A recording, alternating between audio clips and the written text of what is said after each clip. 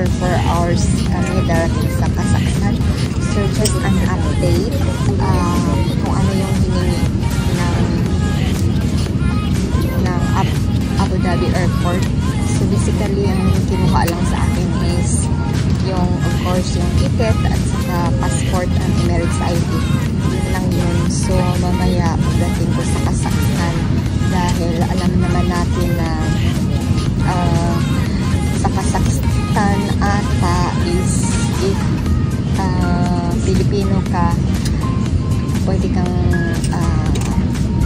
bumisita, free visa ka kapag ano. So yes, as I said, yung mga Pilipino ay free visa sa Kazakhstan. So kailangan lang is yung passport.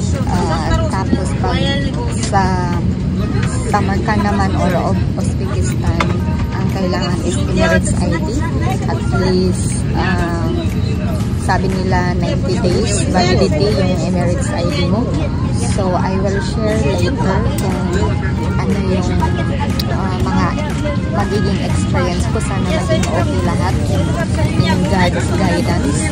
So yeah, tingnan natin kung kasi pag sa bangko kasi visa on arrival, ang bilis lang din, pupunta ka lang sa machine. So this time wala tayong visa, pakita lang natin ng ating passport as a Filipino citizen. So update you later.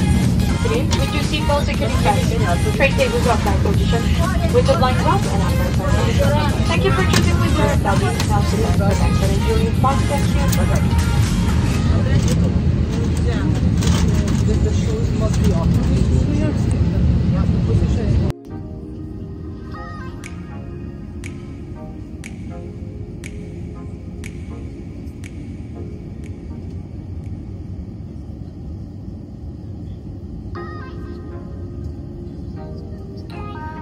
Hi guys! So yes, just an update. Dumating na kami sa Almaty, Kazakhstan.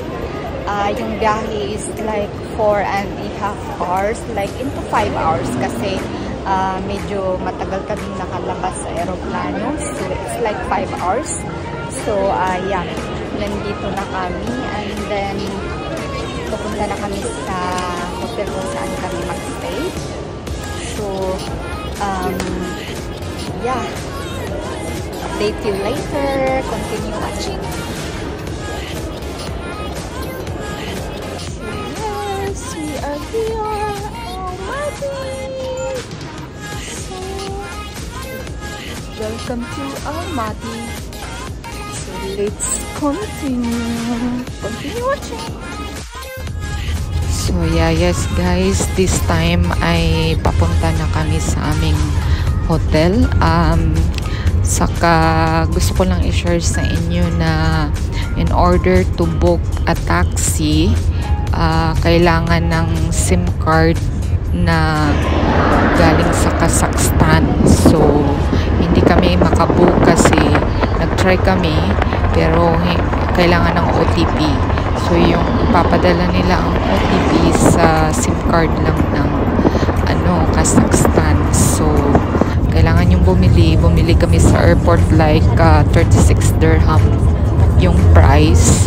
Tapos meron na yung internet actually.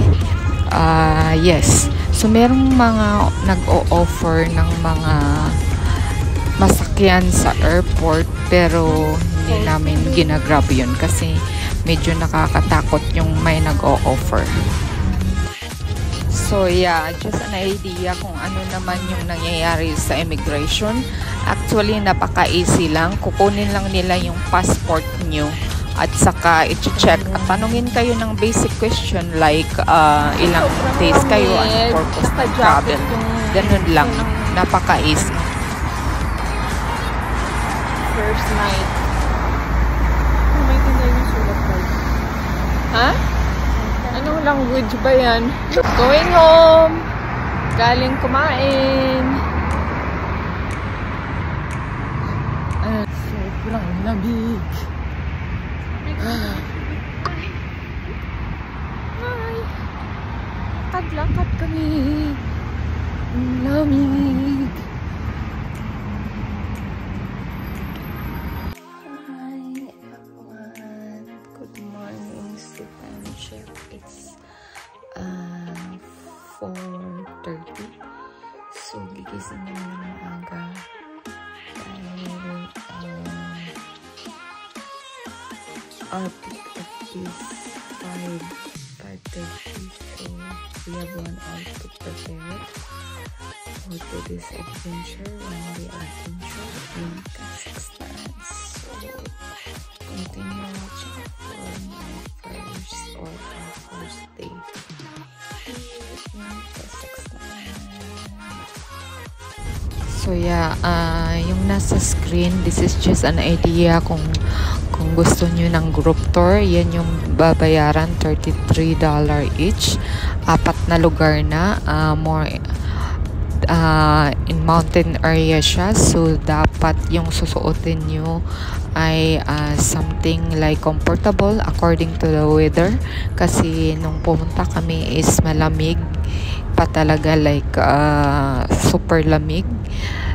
Mainit yung araw pero malamig yung hangin. So kaya kailangan balot ka din dahil mangingisay ka sa lamig. May mga areang like afternoon time hindi siya masyadong malamig, pero pag medyo hapon na, doon na siya talagang lalamig. One more thing, dahil nga malayo yung pupuntahan nyo, it's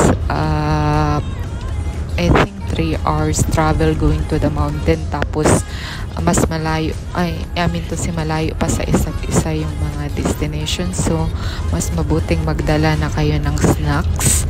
Meron namang binibenta, may mga stop naman na pwede kayong bumili kayo dahil talagang magugutom kayo dahil matagal pa mag-lunch, which is 2 o'clock. Tapos more into walking yung gagawin niyo. So just tip lang sa inyo na magdala ng snacks at magsuot ng yung kayang mag-hold dahil nga mountain, so more into stones and also magsuot kayo mas mabuti yung boots para mag-hold talaga siya, mag-grip siya, hindi kayo ma-slide.